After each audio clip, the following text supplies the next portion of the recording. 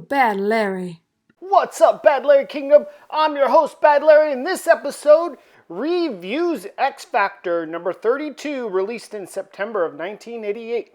This issue is written by both Tom DeFalco and Louis Simonson, with a guest artist, Steve Lytle. Comment down below which art you prefer, Walter Simonson's or Steve's. Wow, what a cool cover! Cyclops versus Thor, X Factor versus the Avengers. Very cool.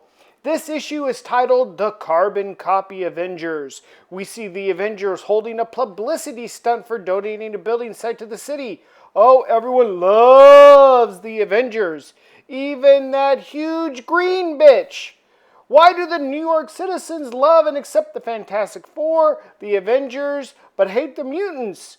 Maybe just the ugly mutants, I guess. Some sinister-looking figures have mixed in with the public. It seems like their intention is to study the Avengers at this point.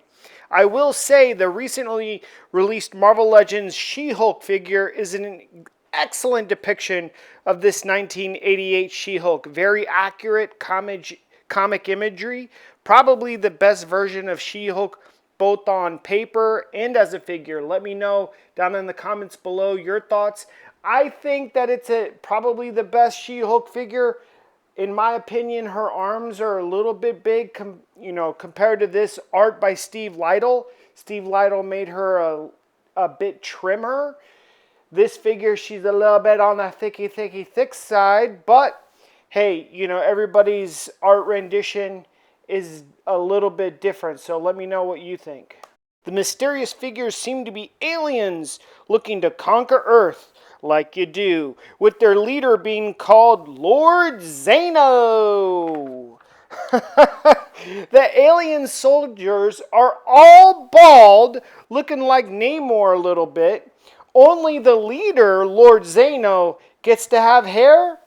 These aliens are a bit like the Super Skrulls, being able to transform themselves as clones of the Avengers, apparently in both appearance and power as well, but obviously evil and cruel. So these aliens called themselves Zartans with an X, kind of like Spartans. Maybe the Spartan warriors inspired these characters.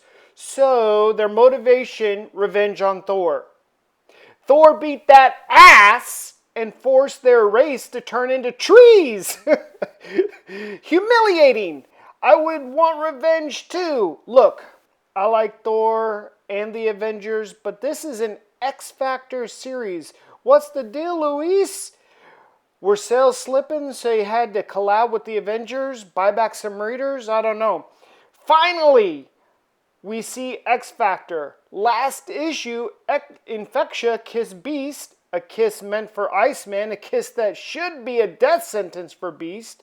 But because Beast's body had already been battling Pestilence's touch from Apocalypse, the touch somehow nullifies the kiss. It's science, people. At least Iceman takes responsibility and said he was caught up by a beautiful girl, not gay. The sentient AI ship warns Cyclops that Thor is approaching the base. Thor busts into the ship, well, the fake Thor, and places an alien device on the ship. It's a teleportation device. The fake Avengers are on the X Factor ship. The X Factor kids got problems. There's a government mandate mutant registry act that's about to be implemented, and no one ever likes to register anything to the government, facts, and Cyclops is thinking of sending the kids to a boarding school. I can't blame X Factor. Taking care of these mutant kids must be somewhat annoying while also being superheroes. Suddenly, the AI ship locks the kids in their quarters. Orders from Cyclops. Gotta keep the children safe. Cyclops, Marvel Girl, and Iceman run to confront the Avengers and are attacked by fake clone Thor. What a splash page! The battle is on! Imagine, though, you're the one Zartan soldier who has to transform into She-Hulk. I mean, we see their base normal form is a Sigma male. This dude must be pissed. Why do I always gotta be the chick? I want to be Thor this time. The other Zartans say, nah, it's because you're the best of us at fighting. with tits. The past few issues have shown Marvel Girl is a tough cookie. She has remnant telepath awareness, so she can kind of fiend off these telepath attacks.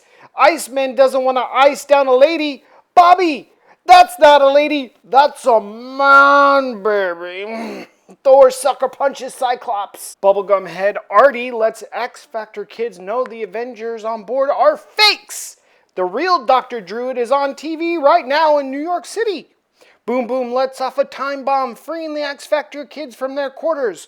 Or has she? They need to go help X Factor. It's 4 fake Avengers versus 3 X Factor members, Cyclops, Marvel Girl, and Iceman. And the fake Avengers are losing, mostly. Before the night can come down on Iceman with his huge sword, no diddy, Cyclops blasts him from the back, no diddy. Cyclops says enough holding back, let him have it. It looks like Lord Zano's joined the fight as a huge monster creature.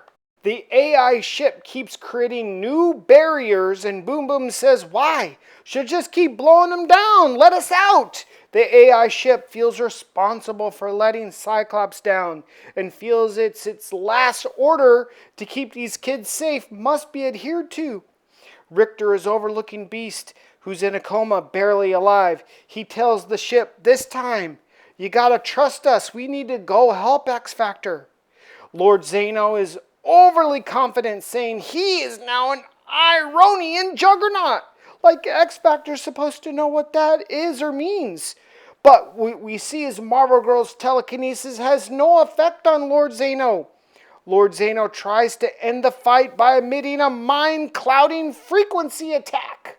Gingerball's Rusty Collins realizes Lord Zano knows X Factor's powers and how to combat them.